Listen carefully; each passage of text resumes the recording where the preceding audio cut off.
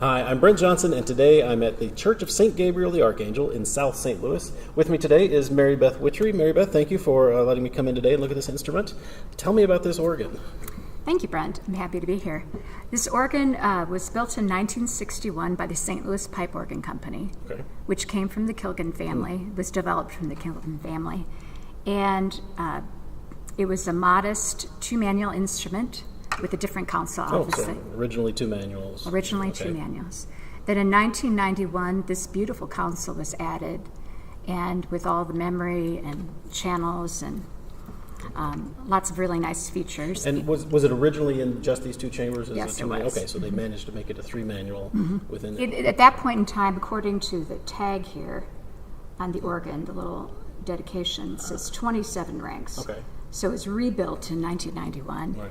And the choir is basically just things that are taken from the grate. Oh, I see. So they It's just duplicated. divided the grate. I see. There's nothing in the choir that's original. I mean, it's all appears on It the was grate. just somewhere. Oh, I see. So everything's borrowed. All right, and we're saying that the Wicks Organ Company of Highland, Illinois, did the rebuild and built this console. Yes, they so did. It's all new Wicks chests in there. Sure. So in new Wicks. And John actually. Walsh was the organist at that time. Walsh. Okay, very good. Well, so since then, there's been a little bit of voicing work done. I know some things have been touched about up. 4 years ago, Eckhard Fell, who was from Germany, came and took the organ completely apart, took all the pipes out, cleaned and repaired them, and revoiced the entire organ. So it's got like a completely new voice, Completely new sound. instrument. And we added a mixer, too. Oh, okay. And it was very interesting because he changed the color of many of the stops. He changed the string into a small principal for the swell and changed all the voicing on the... He started with the principals, which is very fascinating. But he started with the 8-foot principal on the grate. And then from that, he voiced the other principals. Going up from there. Well, I'd like to hear some of his work. So Sure. let's start with that great 8-foot principal, and let me hear a little bit of that.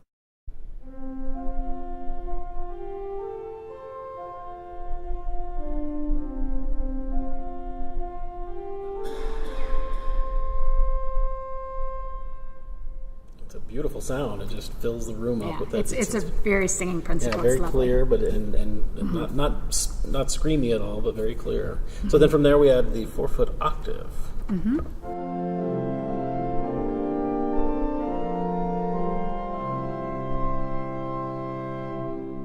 then we have a 2-foot 15th.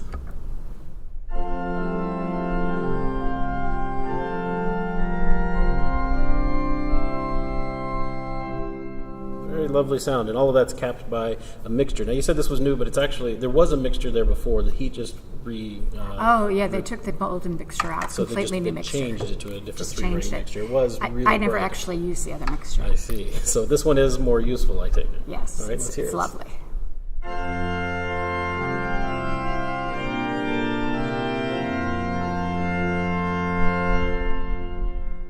It's a big, bold chorus there. That does add a lot of brightness, but it's not overwhelmingly loud either. No, it's especially lovely in the room. Well, and you could, I'm sure, accompany a full room full of singers with just those 6 ranks there you've got pulled, plus some pedal. But I do. so we also have 2 mutations that are in the grate that belong to the grate. They're not shared with the choir. Correct. So we have Yeah. a 2 2/3 12th. So let me hear 8 4 2 2/3 just on the grate a little bit. Okay.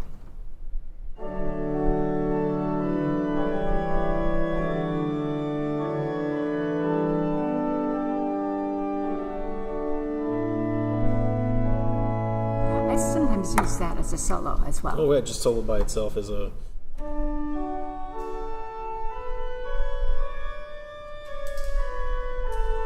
It's got a really nice sound. Yeah, it adds that extra clarity to sing out above it. And then, just for curiosity, then we also add the 2-foot to it, and then we go up to a 1 1/3. So we almost have part of a mixture there. Yeah, Let me hear correct. a little bit of that.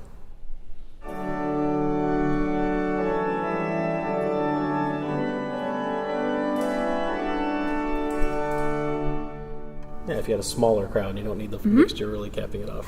Yeah, that's actually, you know what, I've used this combination, but I have not, well, sometimes I have added On to the 1 this to 1/3. it. Yeah. But It's that's interesting that you have that independent 1 1/3 Sure, in the grate. sure. And then we have some other stops, but they're all borrowed from the choir. We have flauta traverso, Gemshorn, Spitz flute. Yeah, they're all 2-foot flutebeck and 1 3/5. But let's go over to the choir and let's hear how those stand alone. Starting with we have an 8-foot Gemshorn. on the choir. Let me hear how this how the string works.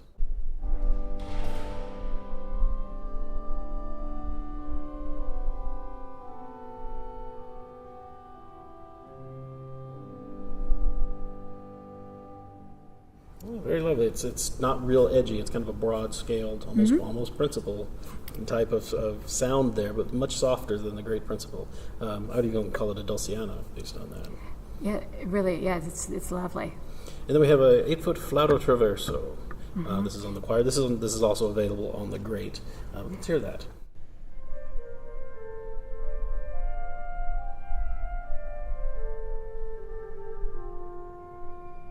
It's very nice. It's got a lot of really bright harmonic edge to it, a lot of chiff there to it, so it's nice. And then that also has a 4-foot flute. Let's hear that Spitz flute by itself.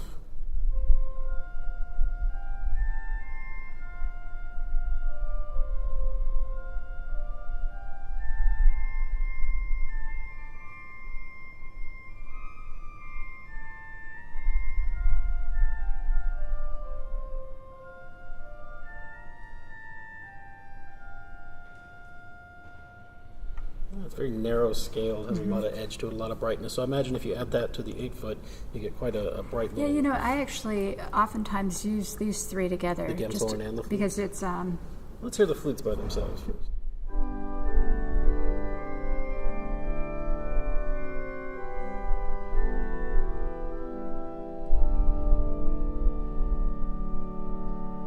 Pretty bright. It doesn't have a lot of depth to it. So if you add the Gem's horn, I guess that gives you more fundamental sound.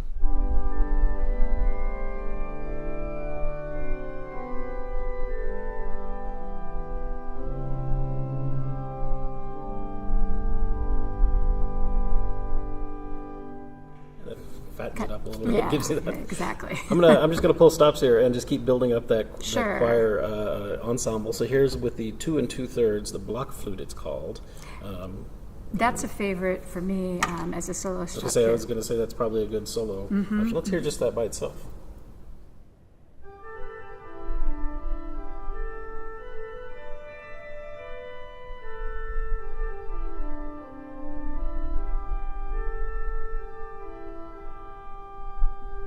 It's bright and it cuts through, and I guess if you want to make it even brighter, you can add the 2-foot flute à bec.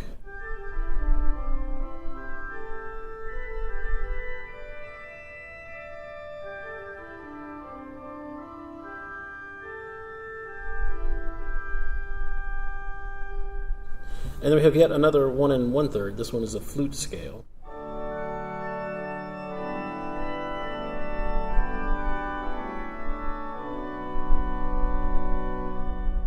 Yeah, that's a little miniature ensemble there to counter the great. And then to complete the cornet, we have a tierce in there. I'm going to go back to let's play 8, 4, and 1 3/5. Play that as a solo. Okay, sure.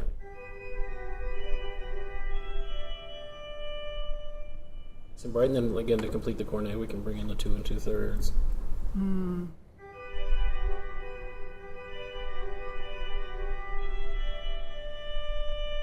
It's nice and bright. Good bright cutting edge, but it's not overly loud. It's not a big presence in there.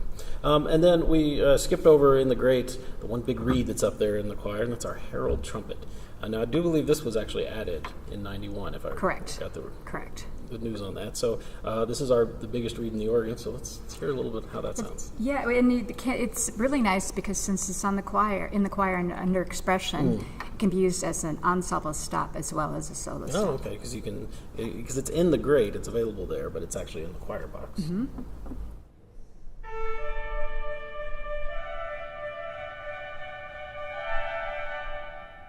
Yeah, big bright trumpet there, but not piercing loud. So I could see, if you could close that down and have a small trumpet in there, that'd be really useful. Well, let's go over now to the other side. All of that's in this one chamber here on this side of the church. The swell and more the pedal are over here on this side. So what do we have in the swell? Tell me about those stops. Well, we have another lovely principal. Geigen principal, it's called.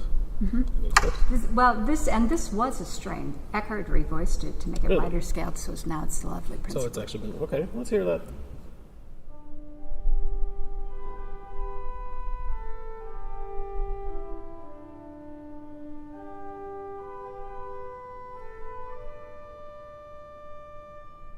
Lovely. So it's got a big, broad sound, but it sounds like a principal. He did a really good job of changing that string. It was very fascinating as he voiced the organ because I got to see how he was thinking.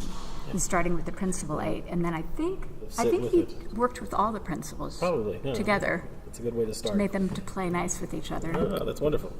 Well, and then we do also have an actual string in there, an Earthsailor. Oh, yeah. And then it has its matching Celeste.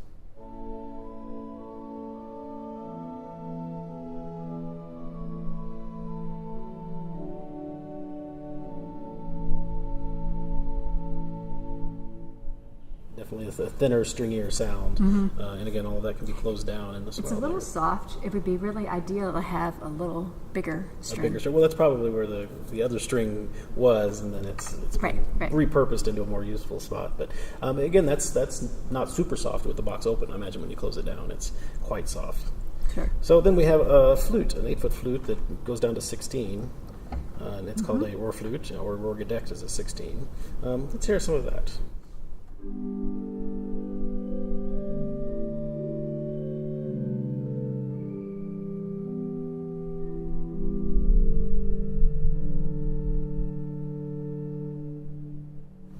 Yeah, lovely warm sound there, very full and dark flute sound. I should use there, that, play it octave. You can't. Well, then you can use the 8-foot as your favorite. As long as I don't run out of keys, I'm okay. And then that plays at 16 and 8. And then we have a 4-foot flute a fuseau that goes on top of the 8-foot. Oh, that's a very fun little flute. Let's hear this.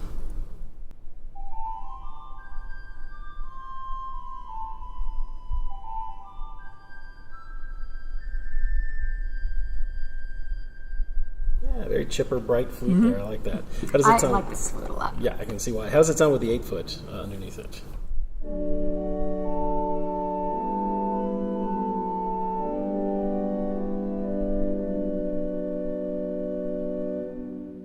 Yeah, it's a nice clear sound.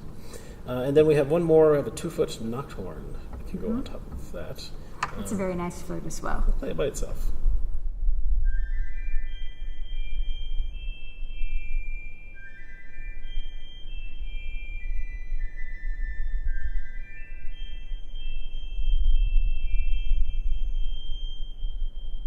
It's quite nice. Now, how does our 8-4 and 2-foot flutes all sound together there?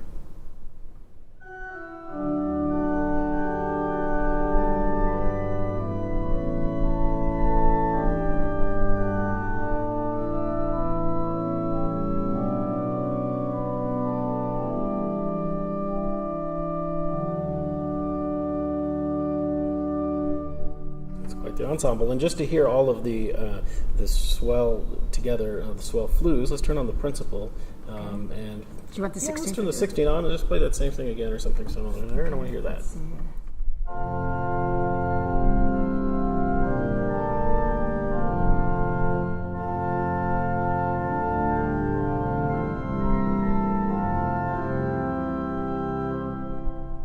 It's a good full sound, and then we still have some reeds there that we can brighten it up with. So we start with an oboe. Now this oboe has a story, I'm told. Yeah, a very interesting story.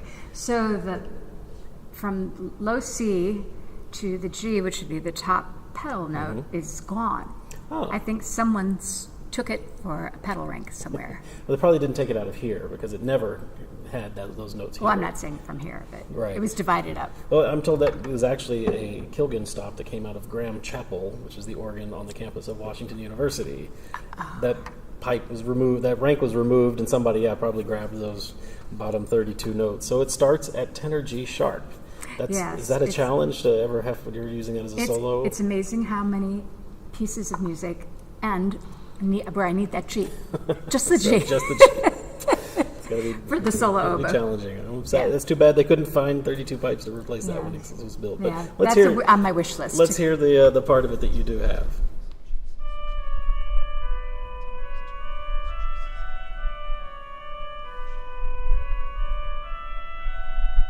It's a lovely sound. Very colorful and bright there. I often add this to warm it up a little bit too. Sometimes even the principal. Okay. Let's hear that. Let's hear those three together.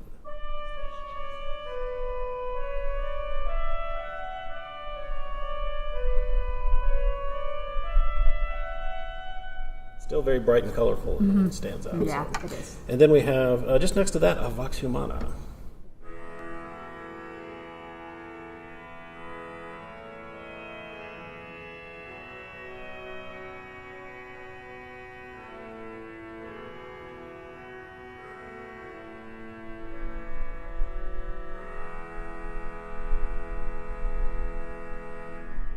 It's very nice. It's bigger than I thought it would be in there. So you can almost use that as a solo stop. Yeah, a colorful little it's really bell or lovely. something. In fact, I don't use it often enough, so thank you. For And I guess we have to hear it with the tremolo to see how.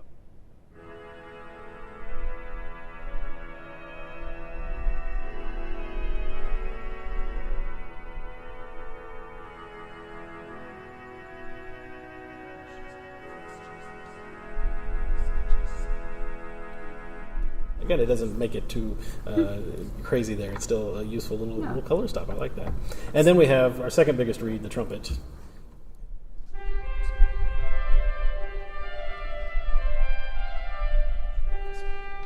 Yeah, it's a nice, warm sound there. It's cuts through really clearly, but it's this is a very handy stop when I don't want the festival trumpet. I use both of them a lot. Okay. I mean, yeah, they have similar qualities, although this one's not quite as loud. But And it's a pretty bright chorus reed. When I use it as a chorus reed, unless I want it really big, I keep the box closed. Oh, okay.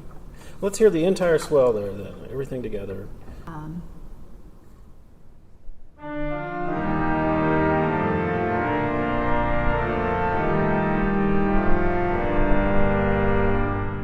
Pretty big sound. Now close the box down and play that again.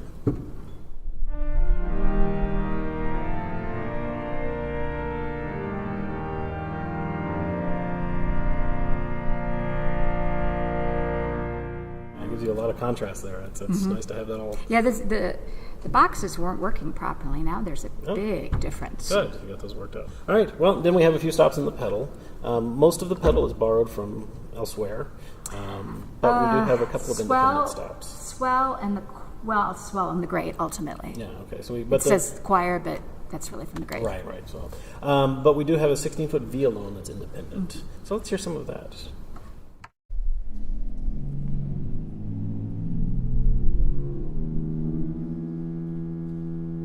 And that's in the back of the great chamber. I can see it back there. So nice, tall, really bright, edgy 16-foot. Yeah, it's a nice stop. From there, we borrowed the 16 from the swell, so we have the roar gedeckt available. Correct.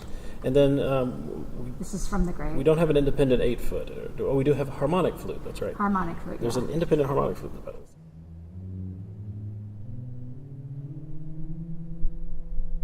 It's a very nice sound. It's good It to is. have. It Very, very different from the violon. You have Right. a brighter edge Right, and right. that darker 8-foot. And then we do have an independent choral bass at 4-foot. Yeah, that's a handy stop to have too.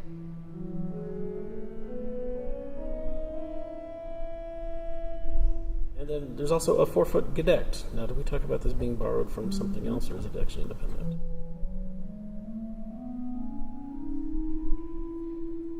Yeah, that's actually an independent 4-foot gedeckt. So you do have an independent 16, 8, and 4, 2 4s in there, in addition to all the borrowed things. And then we do have it's a mixture, but it's wired. It's made from other things, correct? So, Correct. And okay. everything else here is borrowed. Yeah, we have all of our reeds. Now, the swell trumpet does go down to 16-foot here.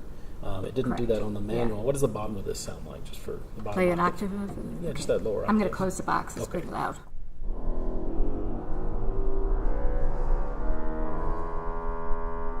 It's nice, bright, continues on down. It gets a little brighter as it goes down, I think, from the Yeah, 8-foot. it's So. when the box is open, it's very bright. Very big. Very bright.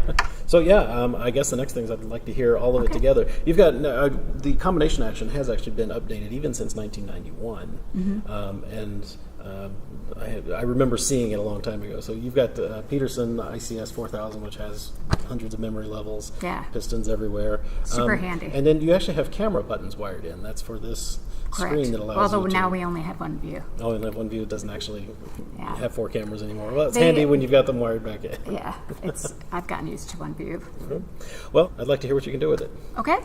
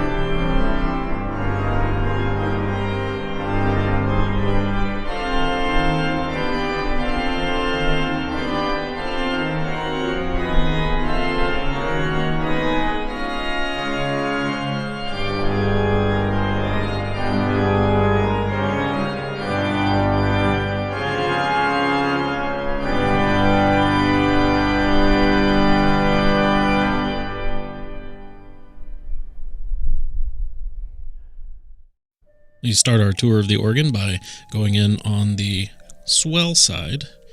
We have to go up from the floor. Then once we're in there, there's two main chests. Against the back wall, we see the 16-foot trumpet. Some of the 8-foot offsets are against the wall on different chests. There's a look at the 16-foot offset chest.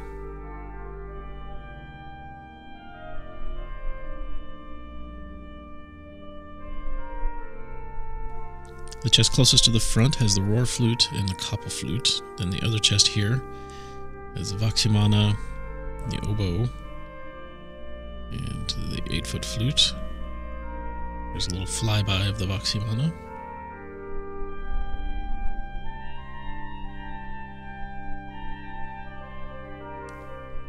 And directly behind that is the oboe, starting at tenor G sharp. You can see the curved caps on top of the pipes. Here's a look at the other chest again with the 8-foot roar flute and 4-foot flute.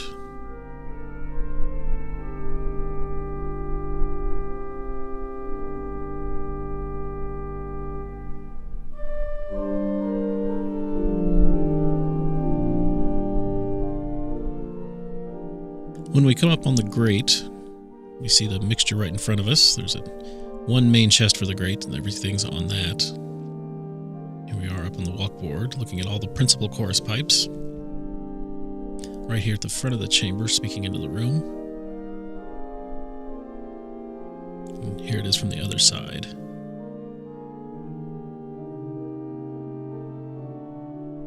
And you can see the pedal pipes over against the wall. It's the 4-foot choral bass and 16-foot violone, which has been mitered to fit under the ceiling in here. And then there's the choir box right next to those.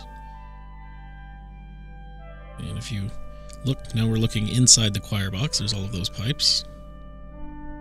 The main chest is on the floor. There's offsets on the back.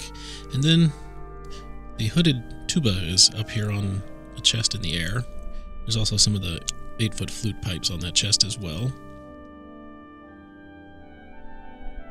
And in order to get to these to tune them, there's a walkboard over the pipes on the floor that allows you to stand up and reach the top of these pipes.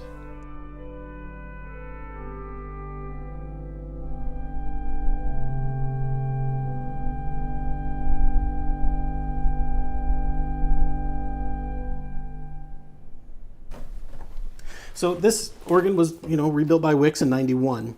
Wix generally uses Sitka spruce for all of the structural parts of the organ.